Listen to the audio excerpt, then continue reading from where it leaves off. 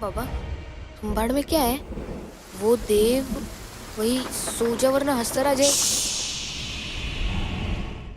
Horror films की frequency Indian cinema में उतनी ज़्यादा नहीं रही है। It is still not being considered a main stream genre, although हमें इस कैटेगरी में सक्सेसफुल फिल्म्स देखने को भी मिलती हैं। For example the recent release शैतान। ऑल्दो मैं इस फिल्म को एक हॉरर फिल्म नहीं काउंट करता हूँ, it is more of a home invasion thriller. But इसके अलावा भी बॉलीवुड में कई आइकॉनिक हॉरर फिल्म्स बनी हैं जिन्होंने हॉरर फिल्म्स के जॉनर को अपलिफ्ट किया है। माय नेम इज विशाल और इस वीडियो में आपको उन हॉरर फिल्म्स के बारे में बताऊंगा जिन्होंने इंडियन सिनेमा के स्टैंडर्ड्स को चेंज किया है। अराउंड 70 इयर्स ऑफ सिनेमा को मैं इस वीडियो में कवर करूंगा, जहां मैं उन इंपॉर्टेंट फिल्म्स को मेंशन करूंगा जिसकी वजह से हॉरर फिल्म्स का कल्चर हमारे सिनेमा में पॉपुलर हुआ।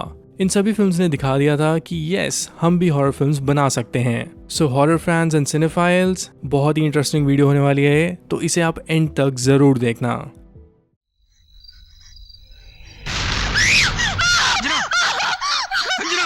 संजना, क्या हो गया तुम्हें? सबसे पहले मैं बात करना चाहूँगा फिल्म मधुमती की। 1950s के एरा में मधुमती वो फिल्म थी जिसने हॉरर फिल्म्स को इंडियन सिनेमा में एक स्पेस दिलाई थी।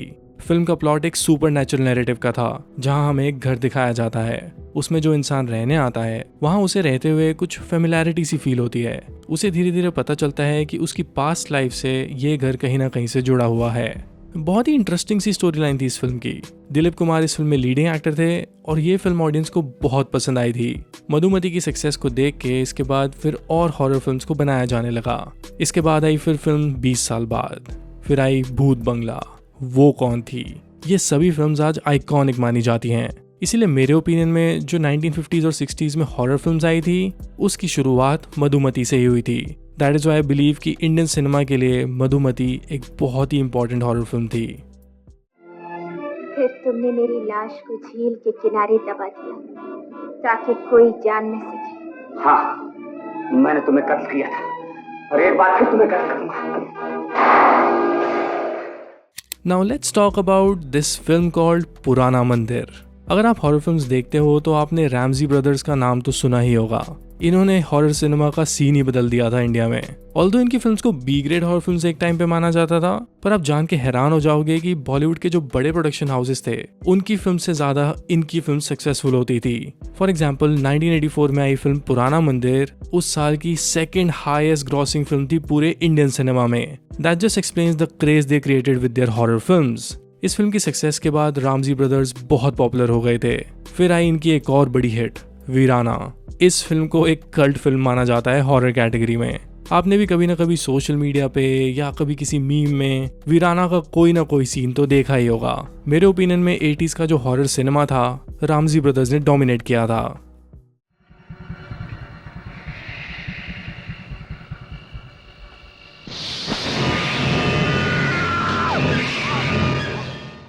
नाउ लेट्स टॉक अबाउट राज।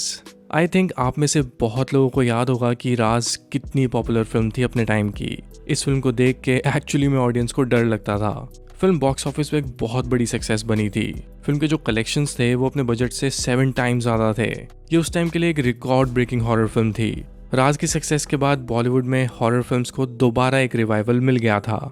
इसके बाद ना एक ट्रेंड सा आ गया था फिल्म इंडस्ट्री में, जहाँ पे सिर्फ हॉरर फिल्म्स ही आ रही थी एक तरह की, और उसमें बिपाशा बासु ज्यादातर फिल्म्स में लीडिंग एक्ट्रेस होती थी।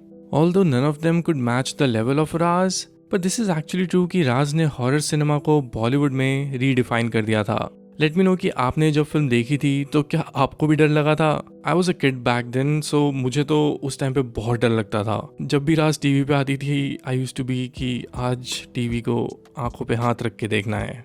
कुछ सीन्स में जब वो आंखें चेंज हो जाती है ना, those were the most horrifying scenes for me. बंदूक नीचे रखो राइट नाउ।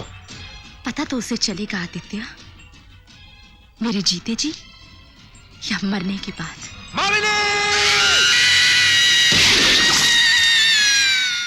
नेक्स्ट फिल्म में मेंशन करना चाहूँगा वो है डर ना मना है। आपको याद है इस फिल्म के बारे में कुछ? ये एक टिपिकल हॉरर फिल्म से बहुत हटके थी। Bollywood did something unique in this genre. डर ना मना है एक एंथोलॉजी हॉरर फिल्म थी और हर स्टोरी का क्लाइमैक्स शॉकिंग था।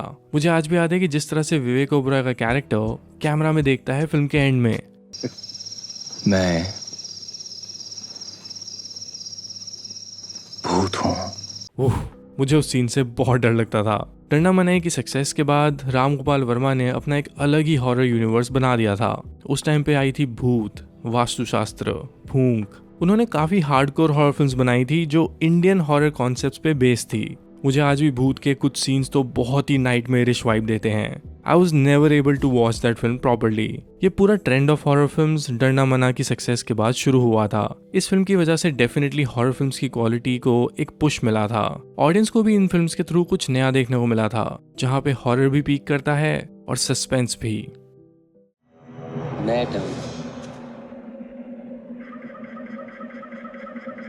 आखिरी बचा है, मुफ्त में दे दूंगा। अब बात करते हैं तुम्बाड़ की।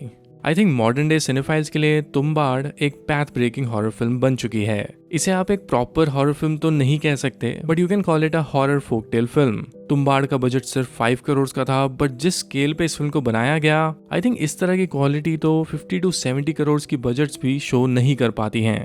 तुम्बाड़ जैसी फिल्म्स के बाद ऐसा रियलाइज होता है ना that we don't lack the production in our films, we actually lack the vision to create something unique. Tumbbad को देखने के बाद मैं खुद रियलाइज कर रहा था कि अगर हम इतने छोटे बजट पे ऐसी फिल्म बना सकते हैं, then why aren't we making good films on regular basis. That is why I feel कि Tumbbad also change the way we presume horror cinema. हमारे पास हमारी खुद की फोक टेल्स हैं, हम उन पे अपनी हॉरर फिल्म्स की स्टोरी लाइन को बेस्ड कर सकते हैं। We don't have to depend on what Hollywood makes any more. Tumbbad एक बहुत ही स्ट्रॉन्ग एग्जाम्पल है कि हम अपनी हॉरर फिल्म्स कितनी आइकॉनिक बना सकते हैं। हम तुम्बाड़ छोड़ रहे हैं। क्यों? वाड़ा तो अपना हुआ ना, वाड़े में जो खजाना है वो तो अपना होगा ना।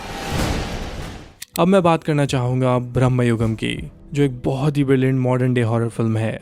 जब से मैंने ये फिल्म देखी है मैं हैरान हो गया हूँ कि हम इंडियन सिनेमा में इस लेवल की फिल्म भी बना सकते हैं। ब्रह्मयुगम एक स्टाइलाइज्ड हॉरर फिल्म है जो मॉडर्न डे फिल्म स्टैंडर्ड से बहुत सुपीरियर है। जिस तरह से ममूटी जी ने इस फिल्म में एक्टिंग की है, इट जस्ट शोज कि इस एज पे भी एज एन एक्टर आप रिस्क ले सकते हो और आप सिनेमा को चेंज करने की ताकत रखते हो। इस फिल्म को देखने के बाद मुझे रियलाइज हुआ कि हॉरर जॉनर को फाइनली एक इनोवेशन मिल रही है। आई एम श्योर कि वर्ल्ड सिनेमा लेवल पे भी हमारी फिल्म्स पोटेंशियल रखती हैं। ब्रह्मयुगम उसका एक प्राइम एग्जांपल है। I highly recommend you to watch this film. अगर आपने अभी तक नहीं देखी है तो जल्दी से जाओ और इस फिल्म को देखो। हिंदी डब में भी अवेलेबल है और ओरिजिनल लैंग्वेज में तो है ही। परंतु तुम विधि के साथ 2 बार युद्ध नहीं खेल सकते। ऑलराइट देन, वीडियो खत्म करते हैं। ये तो थी वो हॉरर फिल्म्स जिन्होंने इंडियन सिनेमा को बदल के रख दिया। अब जाते जाते आपके लिए एक क्वेश्चन, कमेंट करके आपको मुझे ये बताना है कि आपके लाइफ की सबसे डरावनी हॉरर फिल्म कौन सी थी। मैं सभी के आंसर्स पढ़ने के लिए बहुत इंटरेस्टेड हूँ, so do drop your comments. इसके अलावा I see you next week with a new video. Till then keep watching film companion local for more videos like these.